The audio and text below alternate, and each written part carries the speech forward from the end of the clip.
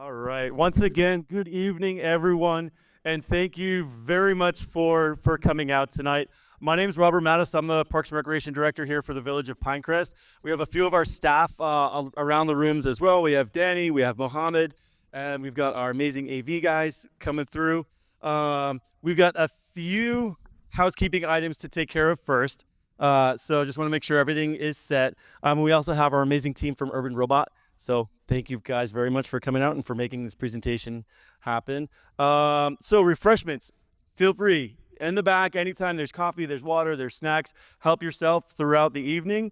Restrooms are located outside of these doors. Left women's room, right men's room. Emergency exits, it's a rectangle.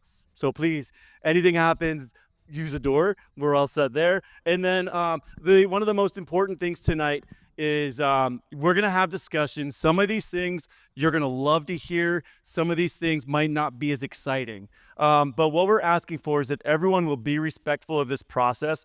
We want to hear from everyone.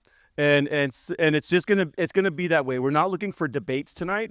We're looking for dialogue. We're looking to make sure that you can tell us how you feel and what ideas you have so that we can make the best park possible for the Village of Pinecrest. So as we're going through, just please keep that in mind so that we can be respectful and it's not a debate between people or us. It's just we want to hear what you have to say so we can make this master plan perfect. Or as close to perfect as we can possibly be. And then next is order of events. So we're going to have a presentation of all of the survey results that came out from the community survey we put out earlier in the year in December. We had somewhere around 833 or 835 responses, which is fantastic for what we're doing here. So we're excited to get those results. Urban Robot has taken a lot of time to analyze those, to put all of those 833 responses into something a little bit more formal as a next step. This is not set in stone. Nothing is set in stone right now. So please, when you're seeing this presentation, if you have questions, actually we'll bring some index cards out. Welcome to grab it. Write down your questions. We're asking that all questions are held until after the presentation, so that the presentation can be thorough and orderly. And then some of your questions might actually be answered in the presentation. And then after that, we're going to open this up for public comment. We want to hear what you have to say. We want to hear what you're really excited about. We want to hear what you're nervous about. We want to hear everything that you want to share. And so please take this time, because what we're going to do with the information after this meeting is everything that was in the survey, everything that was spoken about at this meeting, and everything. If you don't want to speak at this meeting, there's going to be there's cards, index cards, and a glass bowl that Danny has right now in the back of the room.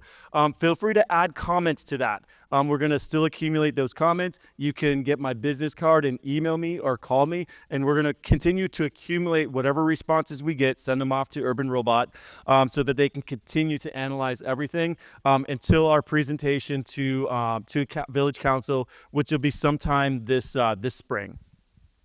So the next steps on this are going to be to take all of the information that we can get and then put a final option together for Village Council and for their consideration. Obviously, that is also a public meeting, so you're going to see the information, and we want you to still come on out and comment and give. This is a valuable part of what we do for a community, and we want to make sure that you have the opportunity to understand that we hear you and want to do the right thing. After the public comments, then we're going to do a dot activity, which it's simple. Justine will show a little bit more, but I'll give you a little preemptive. Literally taking dots and saying, I like this, or it's something that I wish we could maybe change. And she'll tell you a little bit more about that after the fact. And we are specifically here for Aleyda Mas Park tonight. There might be other comments or other questions that you have about Parks and Recreation. Most of the time, I would love to entertain that as we go along the hallway. But tonight, we really want to focus on Aleyda Mas Park. If you do want to have a conversation after, or you want to, have comments, we have our Parks and Rec Advisory Committee meeting next Tuesday night, the 18th, at Sunnyland Park.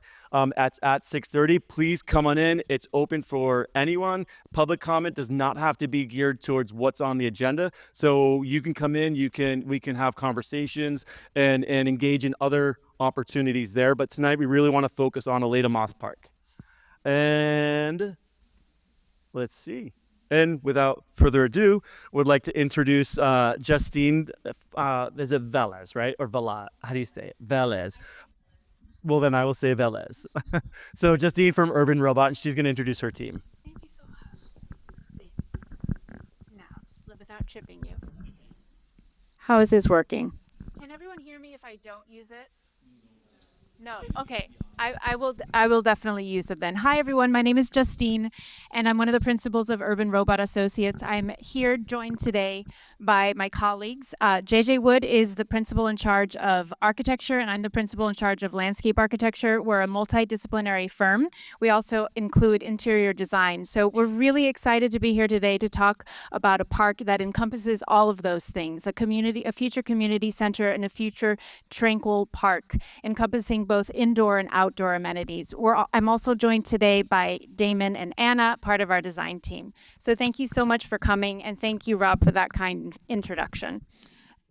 So he mentioned the agenda already, and I just wanted to state that our main objective here today is to hear about what your goals are and what your dreams are.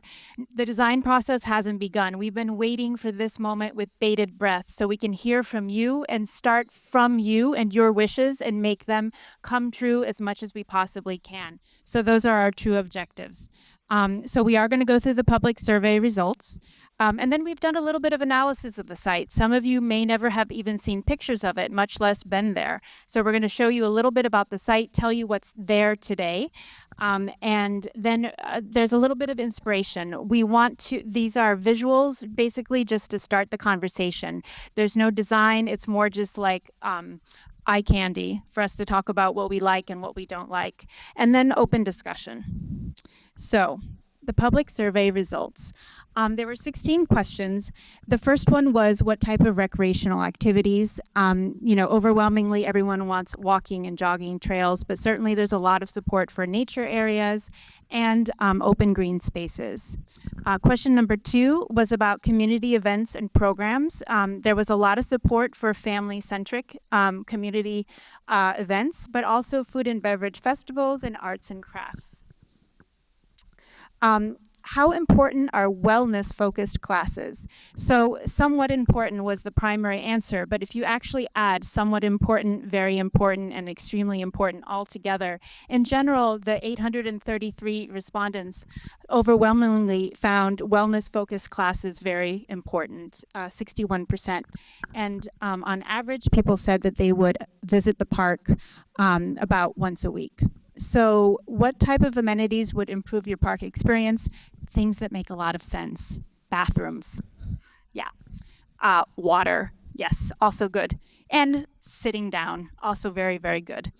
We can absolutely incorporate all of that. What type of workshops and classes? There's a lot of support for gardening. Also, unsurprising, in an area that's so verdant and so beautiful already. We think that makes a lot of sense. A lot of support for arts and crafts and cooking and nutrition. How often would you use a small rental space? A few times a year. Not a huge demand for that. And I'm so sorry. I'm completely out of practice with the microphone. Let's see. And what hours would you most likely use the park? Also making a lot of sense. Morning and right after school. Let's see. So recreational opportunities specifically for adults. So the top 3 answers, 74% of you felt that, or 74% of the respondents felt that adult-focused community activities would make a lot of sense here. And, we're very interested in diving into the next question about the pool, because a lot of people said none of the above. And we're wondering if that means maybe people don't want a pool, or if it just means they just want to lounge in the pool. They don't want to do aerobicize and they don't want to do laps. Definitely at the end. Absolutely. Yes, we want all of the input at the end. So, how important is it to include quiet and reflective spaces? 75% of respondents felt that it's very important to include quiet, tranquil activities. Sustainability, there's a lot of interest in sustainability. Volunteer activities, a lot of interest in that. The existing setting already has a lot of horticultural interest, and people are very interested in that. And if we were to have food and drinks, overwhelmingly, the preference was for cafe-style light bites. And of course, there was an open question at the end. And so we've kind of compiled here in a word cloud the most popular phrases used, a lot of tranquility, a lot of nature-based outdoor activities, peace, quiet, and kid-friendly shade water features. These were common phrases used in your feedback. So where do we go from there? Well, first let's look at what's on the site. The site is about 5 acres, and it has a lot of really beautiful spaces already. Open lawns, dramatic trees, very gorgeous, gorgeous walking paths already. Everything's a little bit run down, but there's already a huge amount of beauty on the site. And you can see here the lagoon. It's a little bit, it needs a little bit of maintenance, but the lagoon is already beautiful. So where is the park? We are located here at Evelyn Greer, and the park is over here. Here we're showing a 10-minute walking radius. So as you can see, it's on the east part of Pinecrest. Zooming in a little bit, what you can see here is something that's very, very important to our design process. The park is nestled in the middle of mostly single-family homes. It's recently been rezoned as PR, which means Parks and Recreation, and it is right at the corner of 60th and 120th. So looking at what's there today, what we have is an existing home and a small accessory building, as well as a garden shed that we have labeled here as an orchid room, a tiki hut, an older pool, an older tennis court, the lagoon that we mentioned before, and really, really extensive tree canopy, a lot of shade, a lot of beautiful trees already there. We've started to work with an arborist to identify the most special of these trees, which we'll definitely be keeping in mind as we move forward in the design process to make sure these trees are preserved as much as possible and highlighted in the design. And here's a picture of some of our favorites. So inspiration, like I mentioned, the design process hasn't begun, but what we did is we took your preliminary survey results and we started to think about, okay, what could that mean in terms of pictures? What can we do on the site that would satisfy this desire for a tranquil, nature-based park? And I think it's very important to remember what the community values are. This is a town of suburban tranquility with modern convenience. And so our working title for the park is The Sanctuary. So here are a few inspiration images divided into a couple of categories or several categories. Nature trails. I think we all know what that means. The koi pond idea comes from the idea of taking the older pool, making it smaller, and having it host koi, which creates a very Zen type experience. This could be something that could be of interest to some of you. The lagoon, we definitely think should be remodeled and definitely made ADA accessible so that the bridge across it can be traversed by anyone. A lap pool doesn't need to be a boring rectangle. It could be a more lagoon type space, a more resort type space that hosts both lap lanes and other areas that are more for lounging and feels very much like an oasis. The garden room, which is existing, could be a wonderful place for outdoor gardening classes. The tiki hut also, not only yoga as shown in the picture, but perhaps outdoor lectures. We do need a parking lot. We are working with civil engineers to determine the size of that parking lot, but we would like it to be the most green, verdant parking lot. And we definitely want to incorporate any trees within it if at all possible. If not, relocate those trees. We also think that there should be some magic in the garden, a little bit of whimsy, whether that's lighting, sculpture, interactive sculptures, or even just swings. And there could be an opportunity not for a playground, but for informal play. The idea of having rocks or stumps that people can play on, and even inviting a little bit of playfulness from adults as well. The interest in sustainability has led us to believe that perhaps we could have some really interesting signage about the trees on site. Perhaps we could have photovoltaic panels and use solar energy. Perhaps we would do a little bit of stormwater retention and host some rain gardens. We also think that the native plant communities of South Florida could be recreated to some extent here, building upon some of the native plants that already exist on site. And of course, indoor activities are also really important. The existing home could be remodeled to host cooking classes, gardening classes, and activities of all kind, mostly of a very small gathering type of nature. So what we've done, again, is not design, but we've started to think, how could these programs lay out on the site? So we have 2 options for the outdoors and 2 options for the indoors. Option 1, primarily, we're building off of the Great Lawn, which you can see labeled in the center of the site plan. We are suggesting in this that the existing trails be remodeled and we add a lot of seating all along those existing trails. We definitely think that there could be an opportunity for a beautiful sculpture at the far end of the Great Lawn, because you would have a wonderful view of it across the Great Lawn. There are some existing pillars here, which we think could be really interesting to have as orchid displays. We're suggesting that if there is a pool, this upper left-hand corner, the northwest, could be a good spot for that. And you can see here some other programmatic ideas.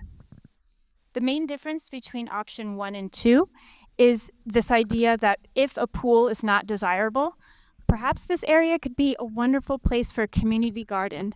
Herbs, vegetables, maybe even a labyrinth, a green hedge labyrinth that you could wander around and really get lost in and enjoy your day outside.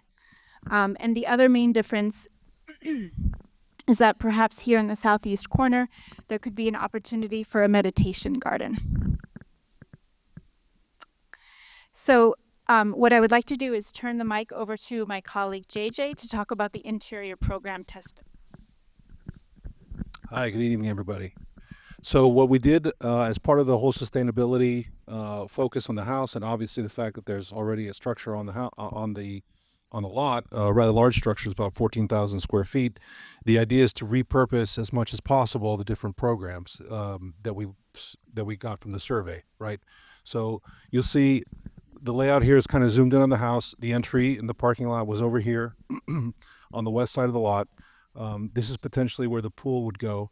Some of these areas existing are basically garage and kind of maintenance spaces. So the idea here is to repurpose those to be storage and maintenance areas. The main entry, we're going to keep the main entry because the access from the parking lot and the access kind of works. The house already has a certain logic to it that we want to, just work within that logic rather than demolish things and change it. So the idea is that you're coming into the house through a main lobby. There's a large event space, which is the current living room. That's where the loose furniture and potential event space could be. That opens up directly into the terrace on the back. The house kind of splits to the east and to the west on either side of that event space. The idea being that there's a potential conference room if there's some kind of small gathering, almost like this, probably a little smaller than this. But there's also a cafe, seating areas. Again, we're taking that clue from the survey, looking for light bites in that kind of small cafe. There's some co-working and book club quiet rooms in this area. We would need, if the pool is going to be part of the program, we would need some support for that pool. So there's restrooms, changing rooms, locker rooms, pool support, that type of thing. On the other side of the house, there's plenty of space for offices, for some of the Parks and Recs folks to have offices there. And then there's space to have a flex class space. So if there's a gardening class, cooking class, floral arrangement class, that type of thing, that could happen in that area. There's potentially a studio for either yoga, Pilates, or dance that connects to the outdoors on the tiki side. And then the accessory building would function as a small event space. In the second option, there's a couple of different things that happen. If the community garden is more desirable than the pool, then we thought that this flex class place could kind of function as both an arrangement or processing of whatever the community garden is. You're going to need some support space for that to kind of clean and figure out how whatever the gardening is going on. So it's sort of a gardening center at that point. We still think that the juice bar and the kitchen at that point would turn into cooking classes, and then we'd probably take the co-working in the other option and put that into the quiet rooms into the other side of the accessory building. And that's really the main idea. I think the east wing here sort of remains the same in the two options because that program works pretty well based on the feedback that we already got. Thanks, JJ. So we're at an end. Let's discuss. We want to hear from you. As Rob mentioned, in addition to getting your feedback, we can pass around the microphone, or you can come up here, whichever you prefer. We welcome you, if you prefer, to leave written feedback by dropping a comment card. And at the end of receiving your feedback now, the red dot, the green dot. So green means go, red means stop, right? So basically, if you like something, we'll be turning around right now the layouts that we just showed you on the screen. If you like something, please put a green dot on it. If you're not such a fan, please put a red dot on it. And we look forward to that part as well. But first of all, thank you so much for coming here. And does anyone have a question? Rob, I'll let you be the administrator. Thank you. Hi there. Oh, real quick, we're going to ask you to use the mics because this is still recorded and they won't hear your question or your statement. I'm just wondering, the buildings that you're showing here, how much of that is already on the property? All of it. So That's the the layout. house that's currently there. That's the current facility. It's 14,400 square feet. Really? That's a And lot. so we would look to renovate the facility, see. not tear down and rebuild. Okay, Yeah. thank you.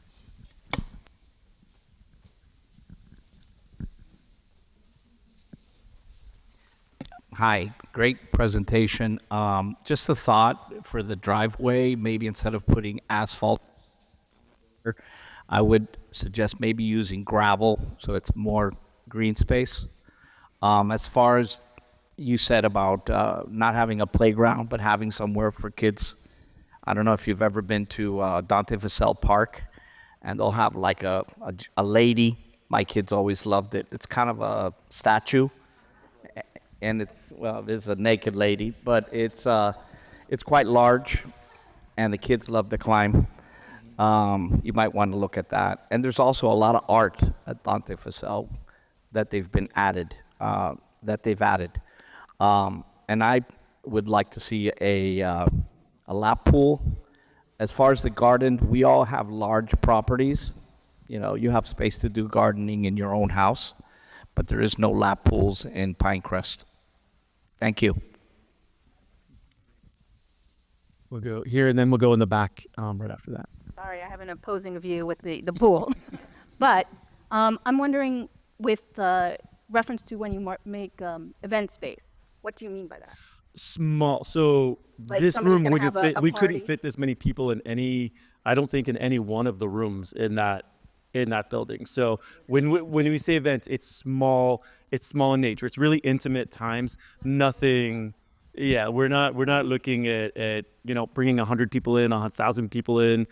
This is a very small spaces. Meaning not renting it for somebody's birthday party or... I can't guarantee that right now. But again, even if that did happen, we're still looking at small events. So we have space for, if you want to have 60 people, you want to have 100 people, we have parks for that already. When we're looking at this, it would be on the smaller scale of things. And we also are aware that we have neighbors that are directly around us that wouldn't, an outdoor birthday party, bounce houses, it doesn't fit in where. Right. So we're aware. Yeah, we're aware of Because that. like you see at the old parrot jungle, the events that they have there, you should see the streets and the lines of the cars and way overflow of cars. So I wouldn't want to see that in my neighborhood. So I'm also wondering why the entrance has to be on 60th Avenue, because that's more residential and homes all within there. Yeah. Why can't you keep it just on 120th? It's either going to be 60 or 120. 120, the right. homes are not right there, are they? Right. But we'll take that. I mean, that's all under advisement. We take that. I don't have an answer for you specifically. Because again, those building and planning might tell us you have to have it on a certain area for whatever reasons they have as well. So, yeah. Okay, so, and my vote is for the garden, no pool. Most people have pools in the area. Maybe not a lap pool, but they have pools. So that's my viewpoint. Yeah, and we're gonna go in the back in the black. Thank you.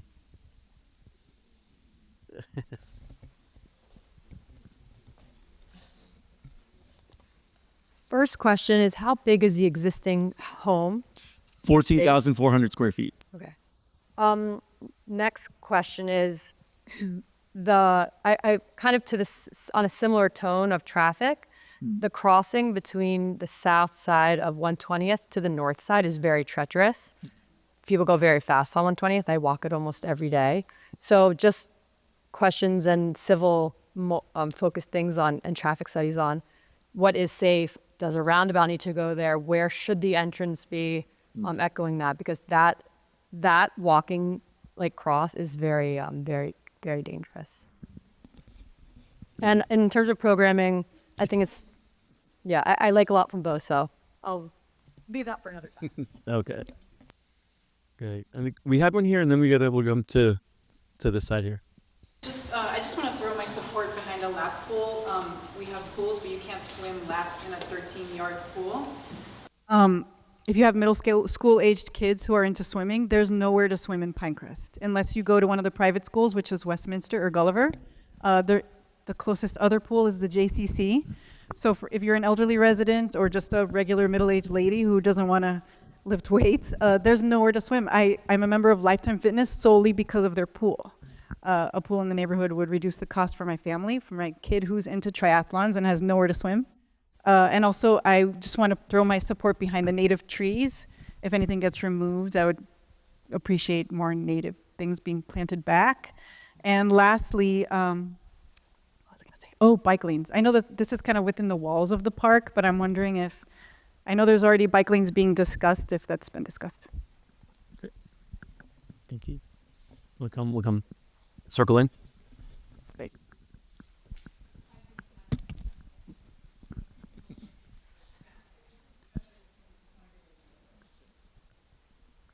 I'm so glad, I'm glad to hear there seems to be a unanimity of vision by the people who responded to the survey.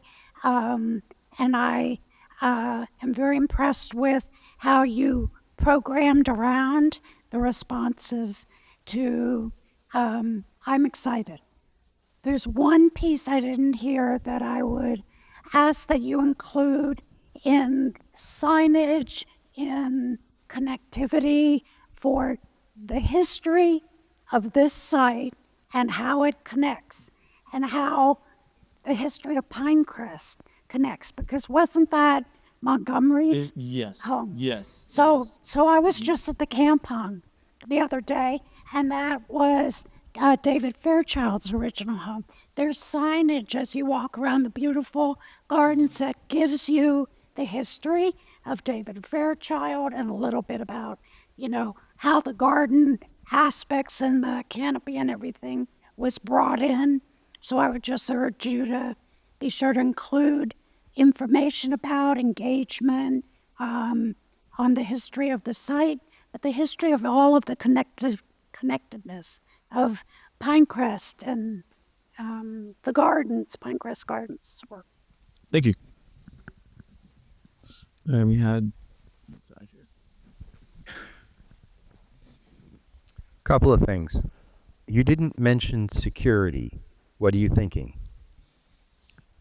With regards to what It's part? an enclosed site with a Yes. wall around it. Yep. Can anyone walk in? Are there going to be a lot of cameras and monitors that someone's going to be watching? Right. It'll be like any of our other parks. When it's open, we'll have staff there on site. At night when it's closed, then we would have cameras, but the gates would be secure just like they are now. And with any of our other parks, we also don't have access at night. So it's still gated, still closed off to the public. Because this park is off by itself, doesn't have a lot of activity, I think single people coming, single moms with their children coming, are going to be reticent to go to a very, very quiet 5-acre area that's heavily landscaped unless you have cameras. We would have proper cameras. We would have proper lighting for nighttime, but not. I don't know. I mean, we would be staffed when it's open. So just like any of our other parks. Well, so I happen to volunteer at Pinecrest Gardens, so I know when it's very quiet and there are people walking around, and there are gardeners walking around. If you have one staff person there who's, anyhow, think about the security. No, of course. I don't need to burden it.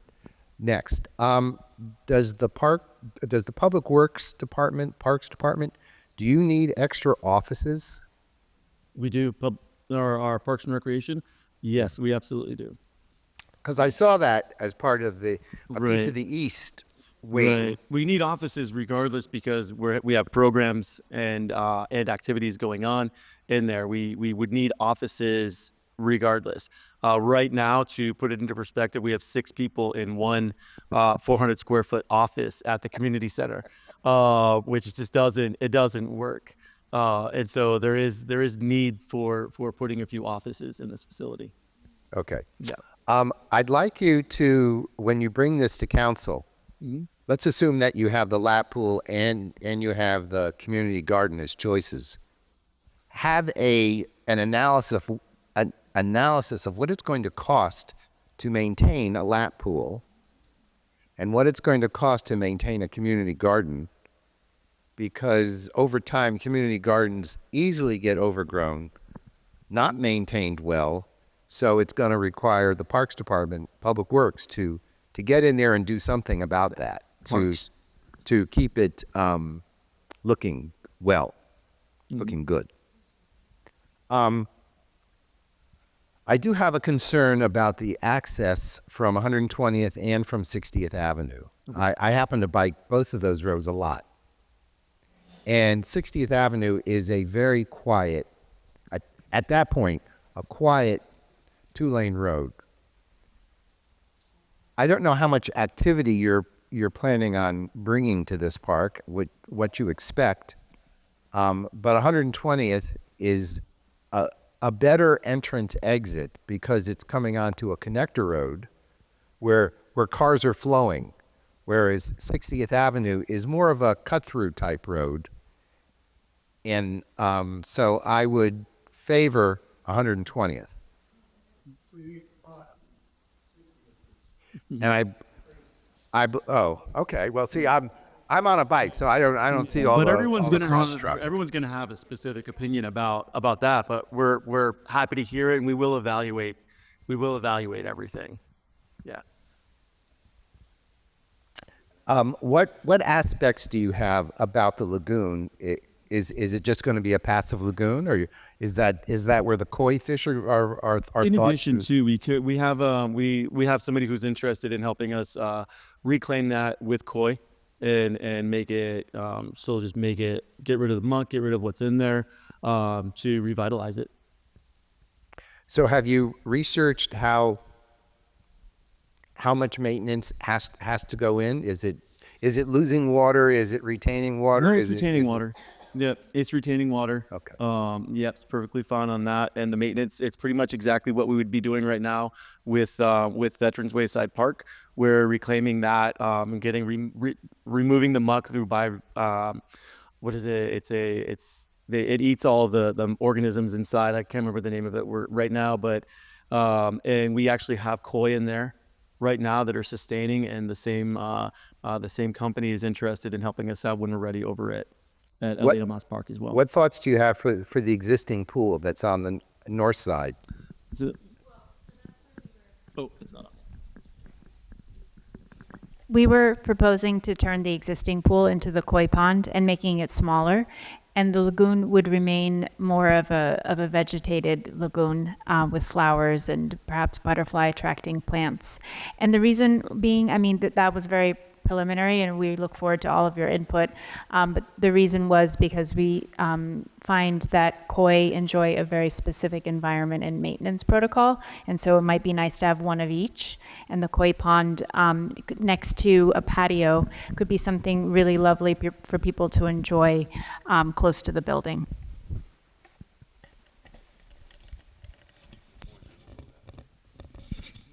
You know, I was watching the presentation and having been through many of these in my life and being an old ad man, I'm looking at this and I'm thinking to myself, there's something that just doesn't jive for me. And it's clutter. There's just too much going on here. I don't know why we need to do so much. It's almost like my artists come to me and they come to me with these elaborate programs. They have to do this, and it's like, wait a minute, simple. I mean, we have a product. I want to just tell them the basics of the product, and I want it to be clear and succinct. This is like, it's like every room of this house has to be have a specific use. You know, I just, to me, I'm looking at this and I see clutter. That's personal opinion.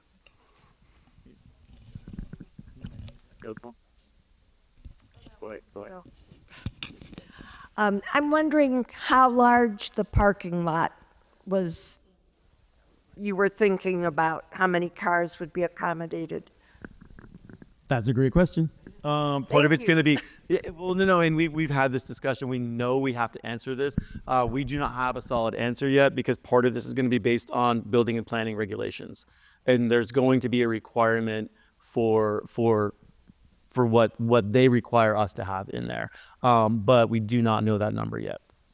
Okay, thank We you. are looking to we're looking to keep it as small as possible and not go over anything more than we absolutely have to do. But there is a requirement of that number. We just don't know what that is yet. It looked quite large on one of your maps. And I know at Matzner Park, you're trying to do a minimum amount of parking. And the walking circle that was first shown around the property seemed to indicate people would walk to it, not need parking, or not much parking. I think neighbors would appreciate not much parking. Of course, I get that. I've got a couple comments. One is for the lap pool, because there is no lap pool anywhere near Pinecrest now for adults. And I drive 8.5 miles to get to one now in Cutler Bay. I can't go to the Lifetime because, you know, for my age group, we're on a 2-year waiting list. So there's no places for us to swim at all. And the JCC is closed. There's no pool open at this time. So a lap pool for us that we could pay to help support the cost of would be fine by me. And the other thing is, I'm a member of the Miami Watercolor Society, and this is the president of the Watercolor Society. We're very interested in you hanging rails in the living room area so that we could have exhibitions super easy, just hanging them. And that's where we learned that at the Wirtz Gallery in South Miami, which we're now losing because the bank has been sold. So that is, again, another place that the Miami Watercolor Society has been able to show their exhibits of judged watercolor that is no longer available to us. It would be great if we could have an exhibit once a year in this house, if it's okay. But the hanging rails, a big help. That way there's no holes in the walls. You want to speak? I just wanted to say that there's very little exhibition space in this area for local artists. We have wonderful potters and weavers and painters in Miami. Just within the Pinecrest, Palmetto Bay, South Miami area, there's no exhibition space. We have a really hard time. We go all the way to Key Biscayne for one of our exhibits. We have 2 exhibits a year. So we've tried to get into the hibiscus room. It's been difficult. So if we could somehow have some exhibition space in one of the public parks in Pinecrest, that would be a great feather in your cap. It's a 30-year-old organization. We'll go 2 in the back, and then we'll come up to the front. Hi, I love the idea of the meditation garden or the meditation area. And also thinking about the garden area, what about doing a natural Florida garden area instead of some kind of cultured thing? That would be a good educational tool, and they're very beautiful.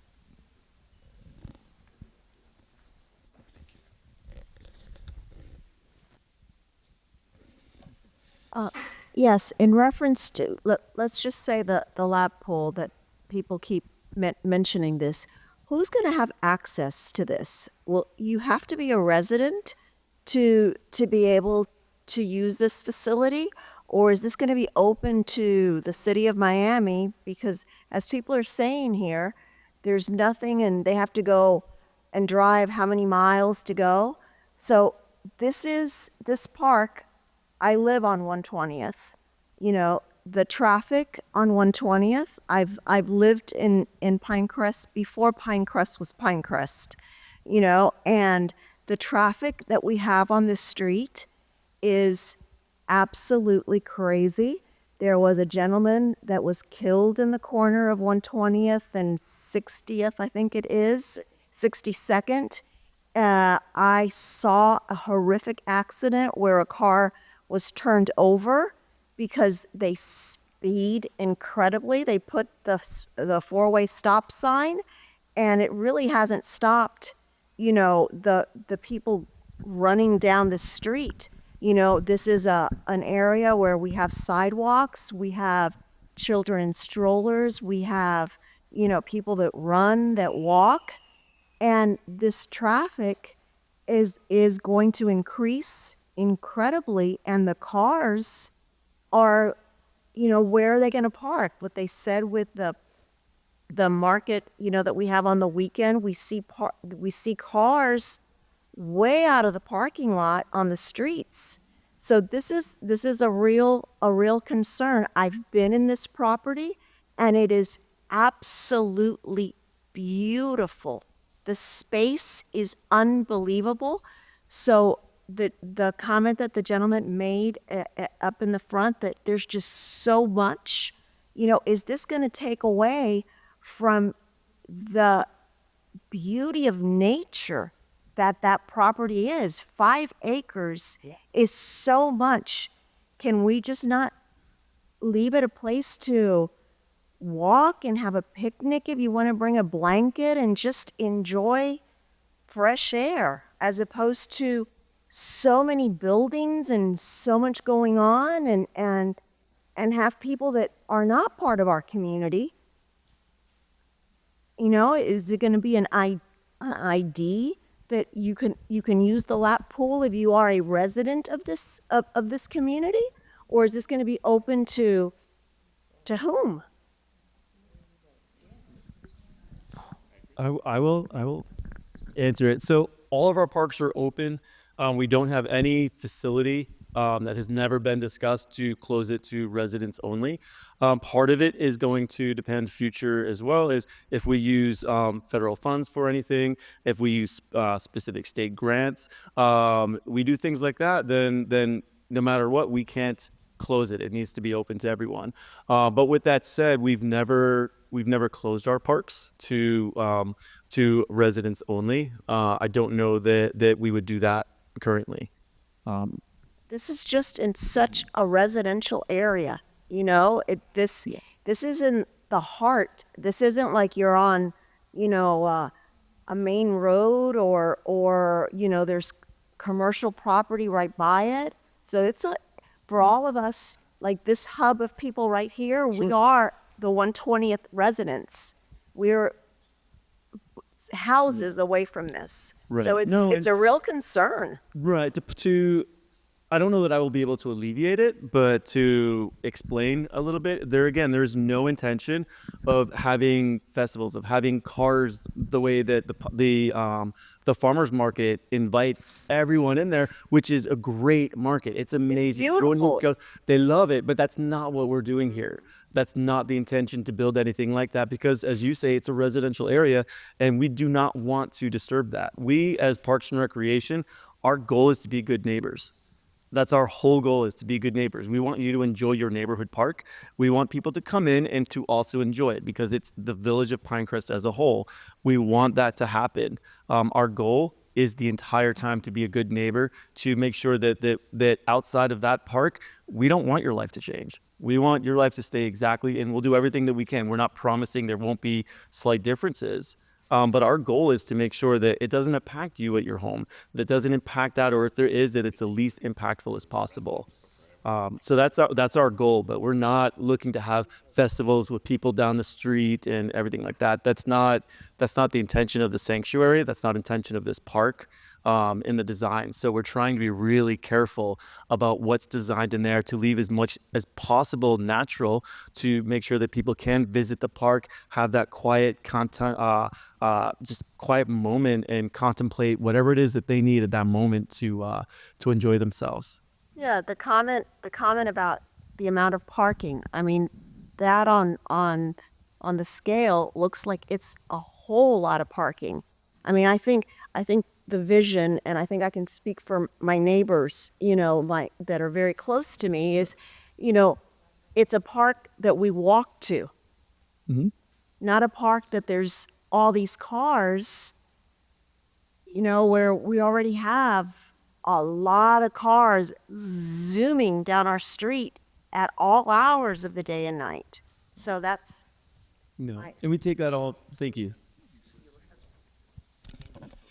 Most of the things have already been touched upon. The security was very important to me. The fact of the safety of the 120th Street, the people that cross across there, and they have a sign there that, and people just blow right by there. Because I walked on 120th to 60th. I'm telling you, if you put it to 120th, you're gonna have accidents.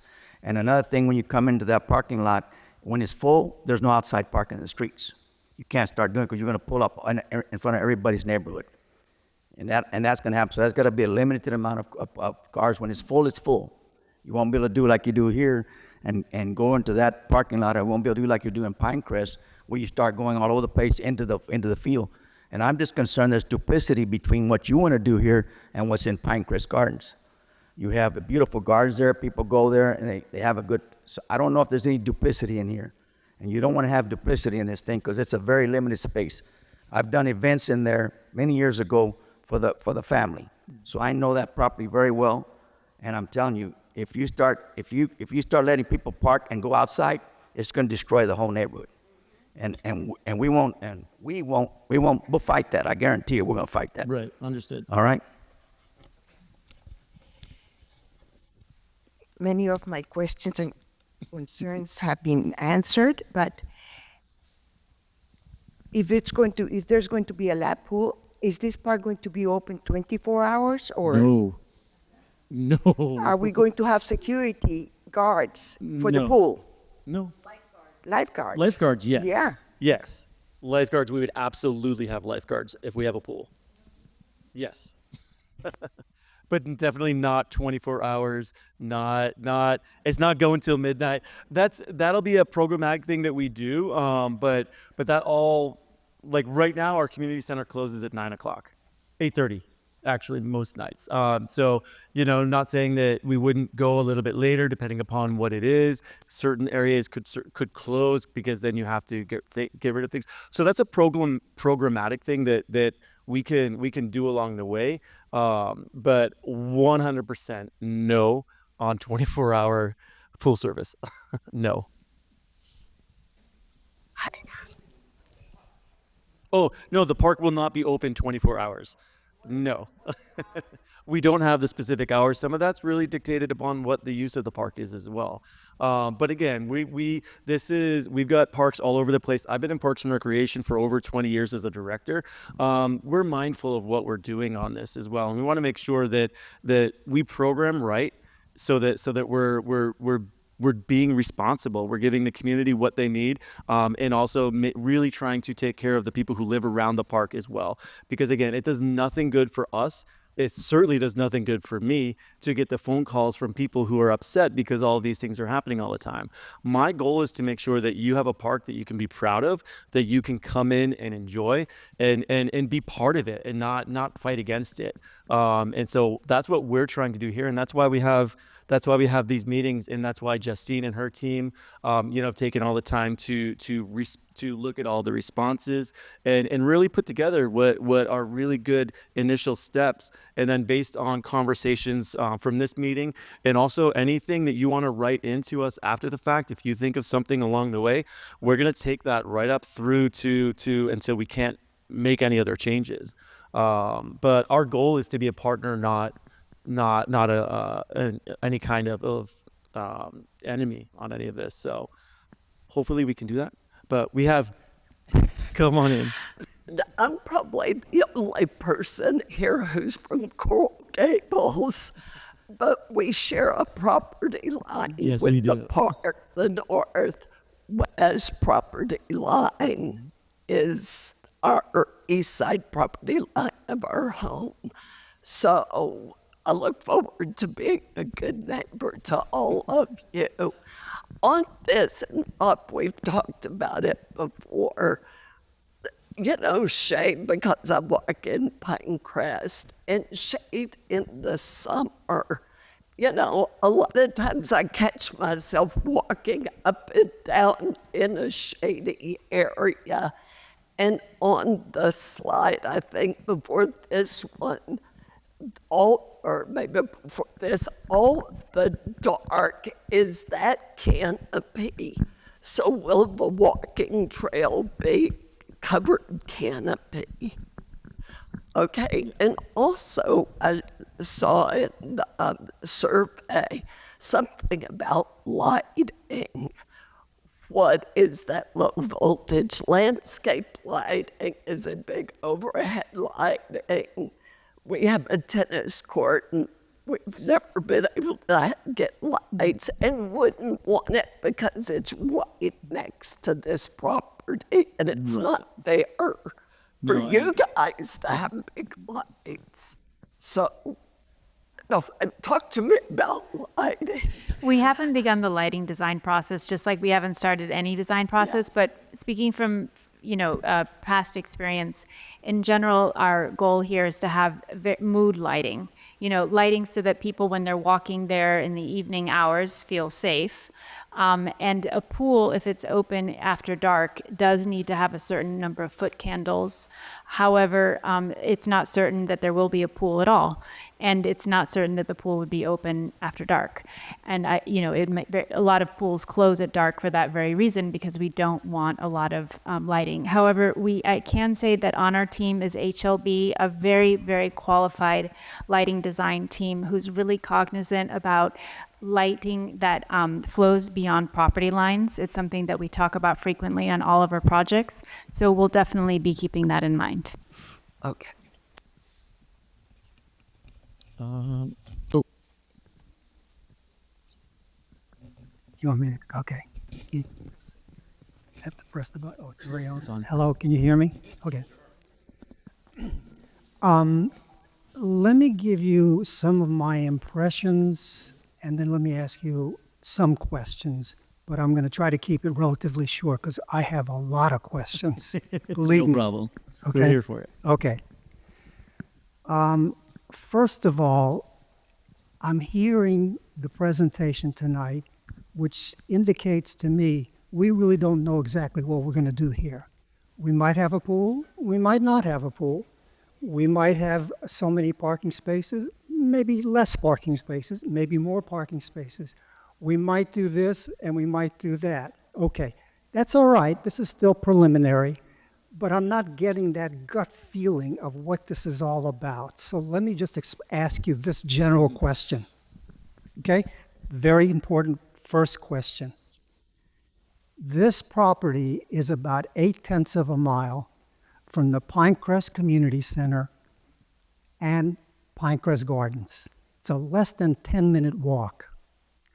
Is Pinecrest Gardens and the Community Center so overused and so in demand of more land and more use that you have to have this piece of property less than a mile from where we now have 4 times as much land?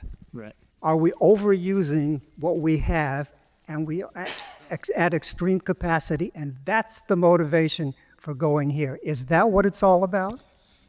That is, there's so many things about it. So yes, the community center is full. The Gardens is beautiful. Remember, the Gardens is not just an open park. The Gardens has memberships that you have to have in order to go, and this one would not. It's not ever going to be the same as the Gardens. It's not meant to be like that, and it's not a separate. It's just not meant to be like that. We are utilizing everything at the community center quite actively, actually, which we would never want to do the exact same thing over here because we'd be run out of town, quite frankly. Wow. But there is a need in the village, and the village has been trying to make their way to that 5-minute or that 10-minute walk to a park, which this does fit into that area.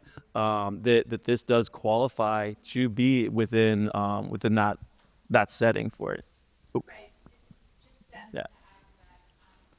Our goal, one of the reasons why we propose so many programs is not saying that we would do all of them. It's more of a menu for us to hear from you about what you like and what you don't like.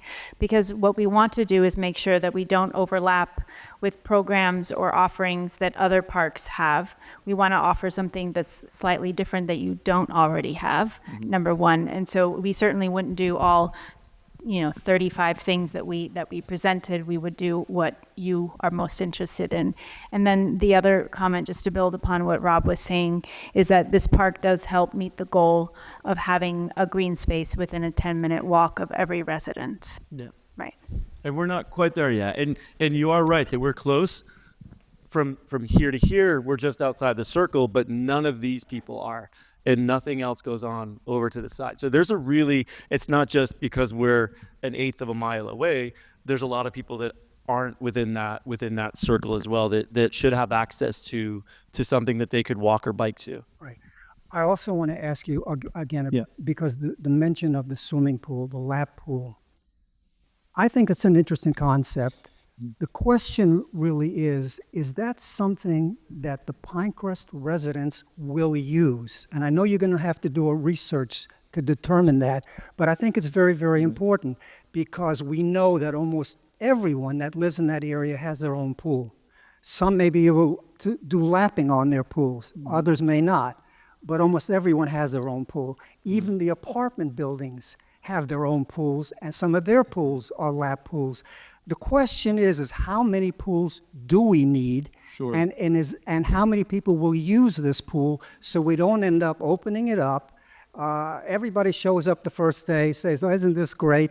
And then the pool is empty for the next 20 years. Oh, I hope that doesn't happen. If there's a pool there, I hope that doesn't happen. But I mean, based on the results that we have from the comprehensive master plan that we did, based on the results from this pool, there is some interest in the pool. There's interest in having these things here. You have to remember too that if a pool, and there's no determination, pool, no pool. That's why we have meetings like this. But you have a backyard pool, but you're not going to have an aerobics class. You're not on your backyard pool, or you're not going to do paddleboard yoga on your backyard pool, but you might get together with a few friends and do it at a program that we run and do a yoga program on the water here. There's opportunity for community pool that you will never do in your home pool, and there's a massive push right now for more socialization for people of all ages. And when you have some of these community pools, you give opportunity for people, especially as we're looking for adult programs, and not senior programs, but adult, 18 and up, to come out. A pool is an active area that gets involvement that could be utilized very well. Right. Let me mention this. Sure. You do a very, very good promotion job. I give you a lot of credit. Thanks. You can bring people from North Dade down here to do whatever if you are going to make this a little bit on the active side, rather than, I originally heard it, this was going to be a passive park. People will walk there, they'll sit around and enjoy the breezes and so on. But Not a passive park. but more of a passive park. But if you focus on the pool and you do your usual promotion that you do, you will attract people from all over the place, not just Pinecrest. It'll be Kendall, it'll be here, there, just all over Dade County. They will drive here, they will park in the parking lot, and they'll say, well, here's our Right. pool.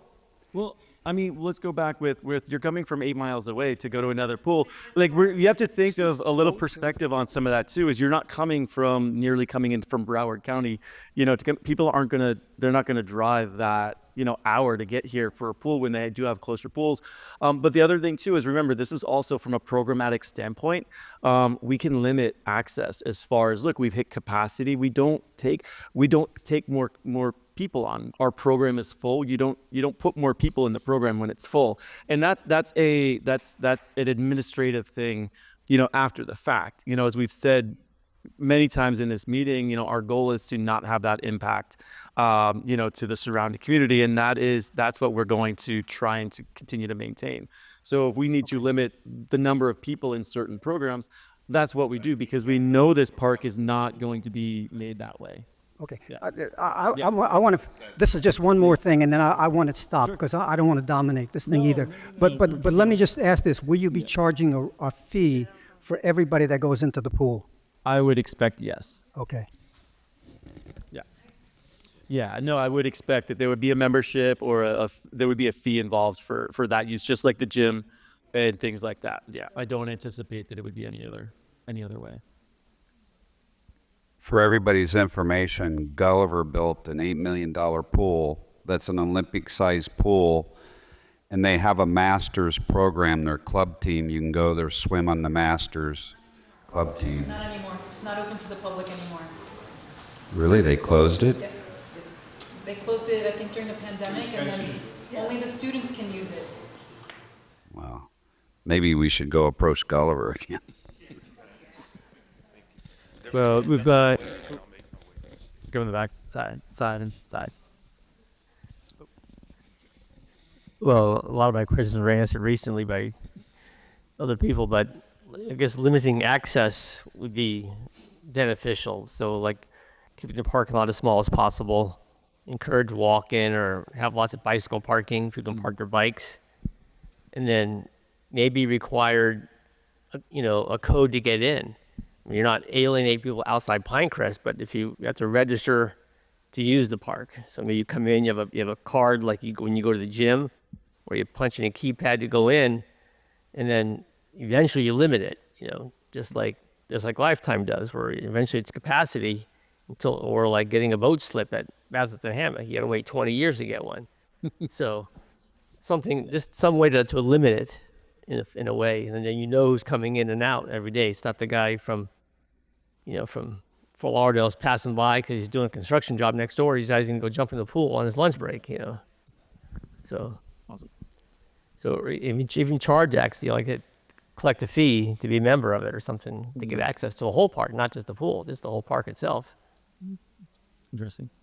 Okay. We had 2 in the front, 1 on the sides. Okay, someone asks the only one to go. He has his.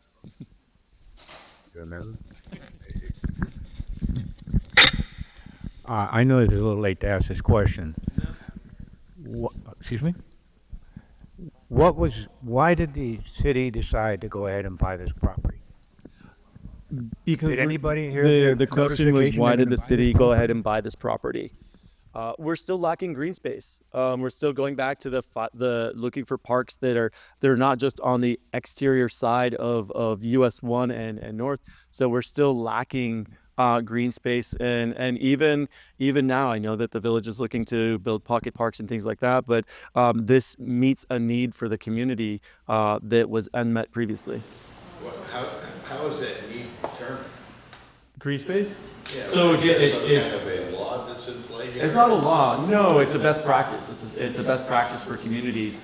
Because I agree with him. Yeah. I don't, first of all, I understand why the property was purchased, and now I look at where it's Sure. at, and I'm like, wow. Yeah. This was not accessible, and then I see the clutter of this thing where it doesn't seem like you have a plan. It's like you're gonna fill this space one way or the other, you know? You're not gonna please everybody anyhow. No. 15 different events in one building seems absurd. I'd rather have the park than. One sec. We're getting all over the place. Let's use the mic. Has anyone else that hasn't spoke yet today want to speak before we? In the front, real quick. And we can still, I'm still happy to hear, but we need to just make sure that we're keeping up on track. If I understand it correctly, there are no plans to build additional spaces there at all. That only in use is what already exists. Correct. The building is the building. We're not building more buildings on that facility. We're renovating the building that's there, and from the interior. We're not adding buildings or anything like that. Is it the plan to make it far more of a passive space than an active space? For example, are you going to build a children's playground? So the playground, we've been talking more about natural play. And so that's where, Justine, if you want to talk a little bit more about natural materials, rocks, logs, boulders, and things that can turn into outdoor play spaces. Where I'm getting at is this going to be focused on adult rather than kids? So yes, especially based on the community survey results where the majority of people were interested in adult-focused activities. And the working title of the park continues to be The Sanctuary. And really that is, I think, emblematic of everything we plan to do from here on out.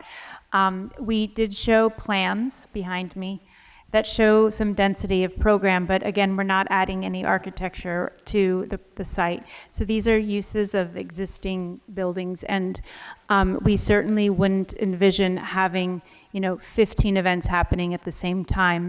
There could be a library that's occupied or unoccupied, and so I think that the general idea is to have a quiet interior use and a passive exterior use.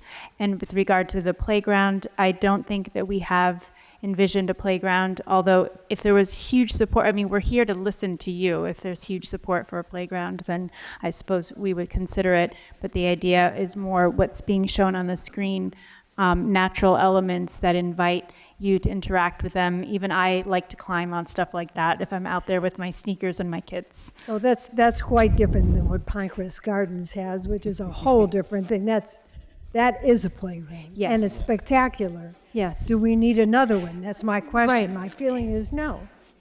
And to the final question, which you addressed somewhat, I know we cannot limit access to the park to Pinecrest residents only. That's simply not going to happen. But to have a proper structure of fees where it becomes more of a clubby atmosphere, where yes, there is a price for entrance, and it does entitle you to certain usage. I don't think that would be terrible to consider. So anyway, those are my comments.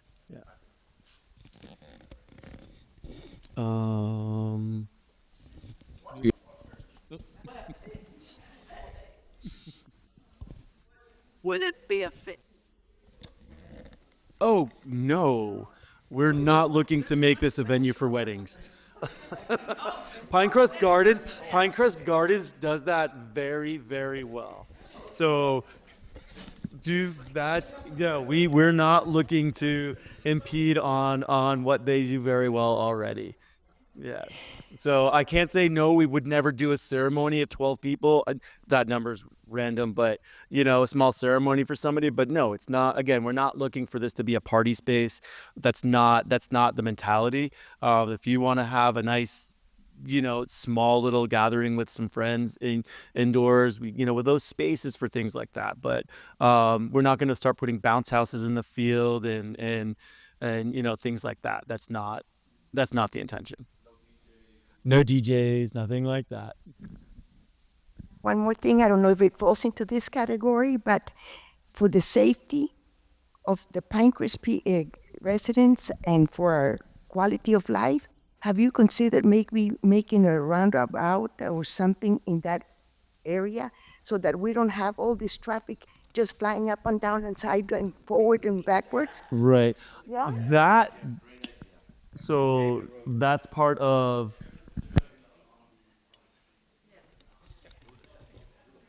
Yeah. Oh, right. Okay. Yeah. So that comes on what building and planning might require from us. That's not for us to decide from a street standpoint, because that's public works and building and planning, making sure that those roads are taken care of. But they're involved with what we're doing. They're going to know what's needed, and traffic studies have been done previously on that area. And so that all is going to be taken into account as well. Here at on the wall. Also, I ask you on that be first. I want to express my appreciation and gratitude to Rob, you and your team, and I think us as neighbors, we really benefit. I mean, Pinecrest is a great place. The fact that we have these parks and recreation, and that you put in so much time, you're willing to listen to us. And yes, it's tough that we have more traffic and some price has to be paid.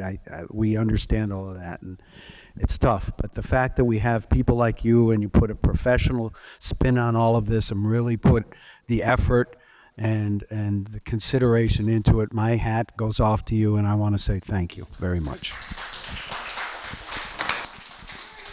Yes.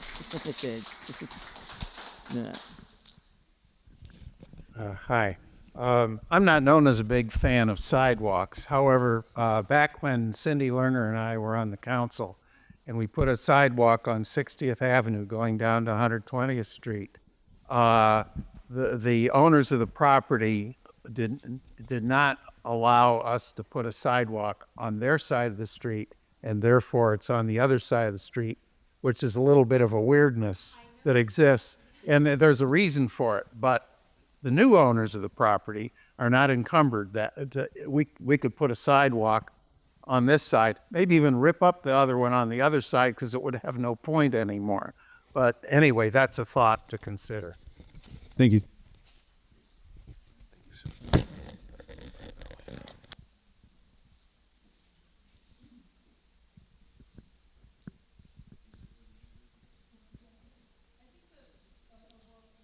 We're going to use the mic only because it's being recorded with everything. I think an overwhelming theme is access, parking, safety, traffic speed. So what is the process? Maybe it would be helpful for everyone in the room to understand a traffic study process. Obviously that's going to be necessary. And I think someone else mentioned it too. Limiting parking, obviously, and allowing for people to take bikes and walk is going to be important. So, 14,000 square feet is a lot. That's huge. This is a country club, basically. Could that be that? And it sounds like everyone wants to avoid that. So I'm glad that sanctuary is the theme. And again, I think it all comes down to how the traffic is studied and parking is allotted for or not, and what have you. And then of course, as someone else said it, pay to play, programming, and you manage the programming, and that's a conversation probably for a later day. Mm-hmm. So thank you. Some parking. Oh, and natural pools. Why no natural pools? Why koi ponds? The cost of maintaining it is amazing, and you don't have to deal with. Yeah, thank you for the idea. And everyone's ideas are welcome and being noted here, and we will take them all under advisement. Just quickly on the traffic, we do have a civil engineer on board. They're Langen. They're going to do a trip generation study and a parking generation study. And of course, the less program space we have on the interior, the fewer trips will be generated. So using a lot of the space, for example, for office space, reduces trip generation quite a bit, among other things. We also highly support bicycles. So definitely we'll be making sure to keep all of these comments in mind as we proceed with the design. So I just had a question with reference to when the park closes. I know you said you don't know exactly the time, but when it does close, is it illegal to be there after hours? Absolutely. Okay. And then to you, with reference to the parking, because I'm kind of both ways. Do you have parking so that when the people that are there park there, but then if you don't have the parking and people are coming there, they're going to park on the street, which is what I don't think anybody wants anyone to do. So what is the answer to that? Or do you know? Well, no, I mean, part of it is the parking study. Part of it is how we're programming. We need a parking lot that's going to be big enough to contain everything inside the park. We also understand that we do not want the parking lot to be half of the park. That would be such a tragedy. And so for us, we need to take all of that into consideration when we're programming. We have, just like other parks, around here, we know what happens when it's overflowed, and that's not the point here. The point is to, again, encourage people to come on bikes, to come and walk. If we can build extra sidewalks, bike lanes, and everything all over the community, great. That's not why we're here tonight. I don't want to get into that too much tonight. But the point is, we will always encourage people to come and walk and bike. But there are people who cannot do that. There are people who live in that neighborhood who cannot walk, who cannot make their way to this park. They need access to that as well. It would be unfair for us to build a park of something like this and not allow that same accessibility to it. So no matter what, by code, we need a certain number of parking spots, and it would be responsible for us to do that. We don't know that number because partly we don't know the exact use of all of the rooms in there yet. But we're cognizant, we don't want this to be a parking lot. We want this to be small enough to handle the capacity inside the park. It does us no good to have people parking on the outside of the parks because, again, I'm the one who gets the call or the email and have to deal with things, in a way that we have to fix it. And that's what we would do every single time. But the goal is, let's keep everything contained. Let's keep the parking lot as minimal as we have to, and still make sure that we can utilize the facility because the community will deserve it and they'll have a good time, I hope. Yeah.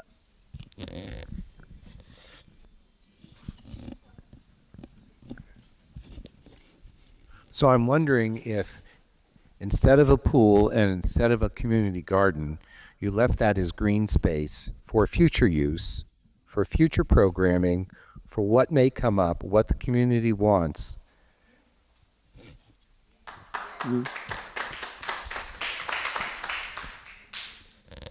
I wanted to know what the hours would be. Would it be from sunrise to sunset? That has not been set yet. Okay, because I'm worried. I live know. about 2 houses from it. Okay. I'm on Suncrest Drive. We have a 2-story house, so I'm concerned about the lighting and the timing and the traffic, and that's a very strange corner there, where 60th comes in and zigzags. So I'm sure they'll have to do stop signs or something different there, but hopefully there won't be lighting at night. Yeah, I mean, we need some lights in order for safety, but yes. But hopefully it'll it's gonna be close. minimal. At It's not. I sunset. do not anticipate this being. I'm just going to be honest with this one because I can pretty much say it's not going to be a sunrise to sunset park. We're going to need lighting. Even the offices that are there for staff, these are going to be administrative offices. So our staff need lighting to leave and to come as well. So there's going to be there. Okay. It's not going to be closed at you would be thinking 4:30, 5 o'clock in the wintertime. We can't close our offices that same way, as well as the programming and everything that would still take place. So it would not be a sunrise to sunset. That could be a problem for the neighbors, Well, the lighting, but remember too, the lighting, and I don't mean to say but the lighting, there's requirements that the village has that can't flow over into adjacent properties. I think it's a 1/2 foot candle, is the maximum amount of light that could leave your property. That's not something that, we have any say. We have to go by those regulations. Yeah. And I don't anticipate, I could be wrong on this, we don't anticipate any high lights or anything like that. It's really enough for safety on the premise, but we're not putting stadium lighting or anything like that. For sure. Yeah. And I'm not trying to rush anyone. I don't want to keep, we want, questions. But we're going to we'll take a few more real quick, and then we'll have Justine talk us through the dot exercise. And we can still ask questions along the way, but if people want to do both at the same time, just for your sakes as well. Okay, I have another question going back to the pool. It sounded a bit like you were saying the pool wouldn't be open unless it was open for classes. So someone couldn't just go to swim their laps any time of the day they... Oh, no, I didn't mean to imply that. Okay. There's potential. Yeah, no, there would certainly be potential. If we had a pool, we would want to have people using it. Yeah, okay, that Yeah. makes sense. But also, if there was a garden area, community garden, whatever your description of that is, it sounds like it would not be necessarily a big investment. And if it didn't work out and you wanted that corner for something else, it seems the garden could go and, Sure. more cheaply than a pool being filled in and turned into something else. So maybe the garden leaves flexibility, placeholder. My kid right now is at Westminster swimming. So people who have young children, it's something that is really great. And also on the weekends, maybe to go swimming, I don't know, meet with other kids. Right. Come on, we haven't exhausted every question. All right. Well, Justine, we're gonna keep going. Well, we just want to say thank you again for all of your input. We've been taking notes. It's all been recorded, and we're going to take all of it into account when we begin with the design process. We really want to make this park fit you and fit the village of Pinecrest. So thank you very much for coming here today. We do have red and green dots for those of you who would like to participate in that activity. It's certainly not required, but green means go and red means stop. So if you like something, you can put a green dot on it. And if it's something you'd prefer not to have, feel free to put a red dot on it. And we'll be taking pictures of these and keeping them in mind as well as we move forward with the design process. Thank you so much. Awesome. Great. And again, Justine, Jay, thank you, Urban Robot, for putting all this together, for putting together the visions. Please don't forget, if you wanted to make comments that you didn't necessarily make here tonight, you can always write them down before you leave. There's some index cards in the back with a jar. Throw them in there. You're welcome to email me, parks@pinecrest-fl.gov. Or go on the village website. You can find our information. My name is Robert Mattis. I'm the Parks and Recreation Director. You can find me at the community center. But please let us know. We're going to take all the input. If your friends weren't here and they wanted to have input on something, have them send us a message. We're still really happy to take everything. Our goal is to get as much feedback as possible so we can make educated and good decisions for the whole community. So once again, please feel free, come on up, grab some dots, grab some refreshments. If you haven't signed in, if you could sign in the back, we would appreciate that as well. And feel free to throw some stickers on the boards.